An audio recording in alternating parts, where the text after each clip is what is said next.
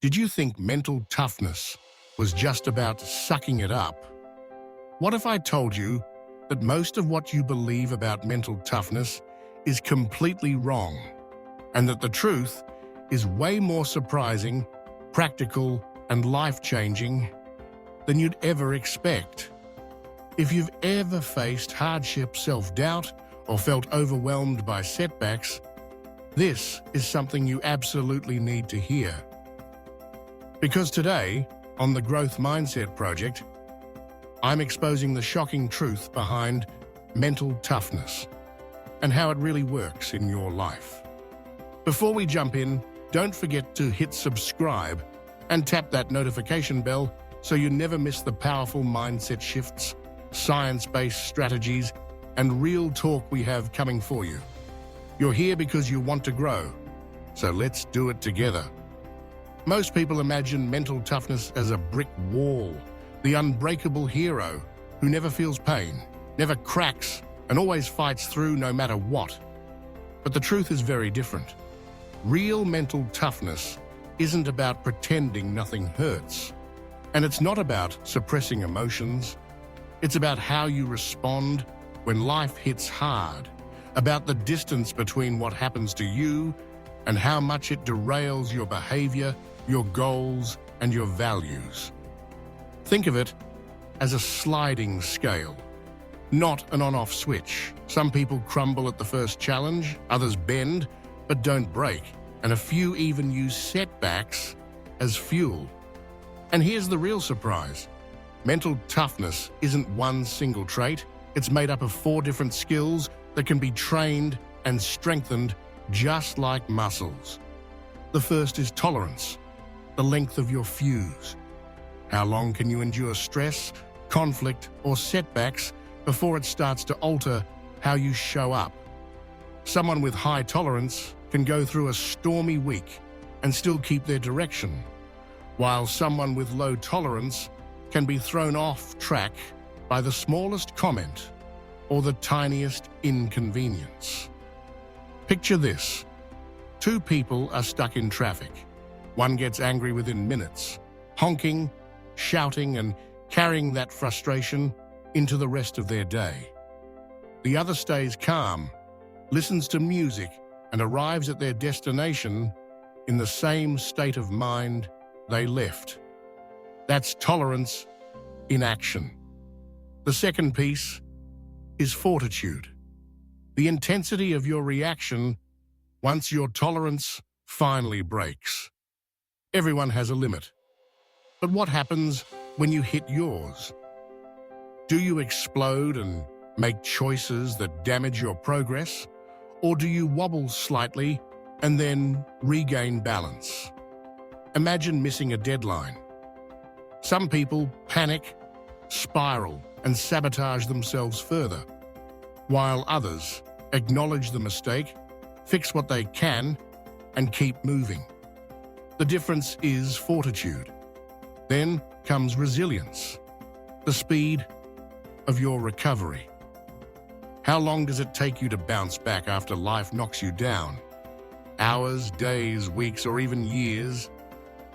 If resilience is strong, you can acknowledge pain without living in it forever. A resilient mind doesn't ignore difficulty. It simply refuses to stay stuck in it. Think about a time you had an argument with someone close. Did it ruin your entire week? Or did you manage to find peace again after a night's sleep? That time frame is resilience. Finally, adaptability, maybe the most powerful element. This isn't just about bouncing back to normal, it's about coming back stronger. Adaptability is when hardship doesn't just bruise you, but builds you. The loss, the failure, the rejection, each one becomes a lesson that raises your baseline, teaching you new skills, deepening your perspective, and giving you an edge you didn't have before. 2 people face the same adversity. One becomes smaller, the other expands. That's adaptability. Now pause and ask yourself, which of these four is strongest in you and which is weakest, because we all land somewhere different on this scale. Some have great tolerance but little resilience. Others bounce back fast but with shallow lessons learned. The point is that each of these skills can be developed intentionally. If you've realized your fuse is short, you can practice lengthening it by noticing triggers and refusing to give them your power. If your reactions are explosive, you can catch yourself in the moment, pause and redirect before the spiral begins. If your recovery is slow, you can build habits that help you move forward, despite the weight of emotion. And if adaptability is your weak spot, you can reframe every setback as training, as raw material for growth, instead of scars that hold you back. Mental toughness in its highest form looks like this. You face adversity, your tolerance keeps you calm, your fortitude limits your reaction, your sheer resilience brings you back fast, and your adaptability transforms the pain into growth. Life happens for you, not to you. On the opposite side, without mental toughness, every small inconvenience becomes a crisis. Your reactions are huge, recovery is slow, and instead of growing, you shrink. Most of us are in between, but the empowering truth is that none of it is fixed. Think about how this shows up in everyday life. A student fails an exam. With low toughness, they give up, tell themselves they're not smart enough, and carry that label for years. With high toughness, they feel the sting, analyze what went wrong, and then study differently next time, turning failure into fuel. Or think about relationships. One harsh word can either destroy weeks of connection, or if you're adaptable, it becomes a catalyst for honest communication and a stronger bond. Mental toughness is not about being unbreakable, it's about how you rebuild. Let's be clear, this isn't about pretending. You don't need to act like things don't hurt. You can cry, you can feel, you can acknowledge the weight, but you don't have to let it dictate your choices.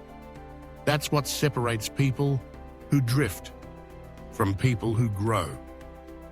Mental toughness is separating how you feel from how you act. That's maturity, and that's what keeps you aligned with your values, even when life is messy. Take a moment here. What's one area of your life where you've let adversity define you instead of refine you? Drop it in the comments. Sharing it is powerful because it proves you're aware of it. And awareness is the first step toward change. And if you're finding this message valuable, make sure you like this video right now. Now let's make it practical. If tolerance is your weakness, start practicing presence in stressful situations. When you feel the urge to snap, remind yourself that giving in only feeds the cycle. If fortitude is weak and you spiral quickly, practice stopping at the first destructive step. Catch yourself before you slide. If resilience is low, commit to shortening your comeback time with small, consistent routines that reset your energy. Exercise, journaling, breathing. And if adaptability is hard, ask yourself every time something painful happens, how can this make me stronger? Make it a rule to always extract one lesson, one skill, or one perspective from every setback. The best part, none of this is theory. Every choice you make in the next 24 hours is a rep in your training for mental toughness. Every time you hold your ground, every time you bounce back faster, every time you turn pain into growth, you're upgrading who you are. Remember, you're not fixed. Mental toughness is not reserved for a chosen few. It's built, trained, and earned through practice. You don't have to suppress your feelings, But you do need to choose your actions wisely.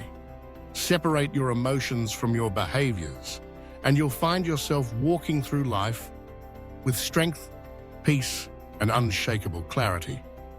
If this message sparked something in you, check out our other videos on building resilience, breaking comfort zones, and mastering growth. Hit subscribe, ring the bell so you don't miss what's next, and keep training with us here on the Growth Mindset Project. Every rep, every choice, every small act of control is building you into someone stronger than yesterday. Your toughness is not about ignoring pain. It's about refusing to let it control you. And that's the truth no one told you about mental toughness.